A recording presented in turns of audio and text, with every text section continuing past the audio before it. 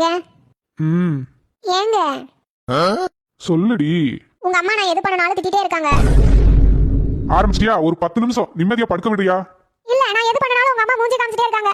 அப்படிதான் நான் ரசம் வச்சேன், அந்த ரசத்தை எடுத்து ஊத்திட்டு மறுபடியும் புது ரசம் வைக்கிறாங்க.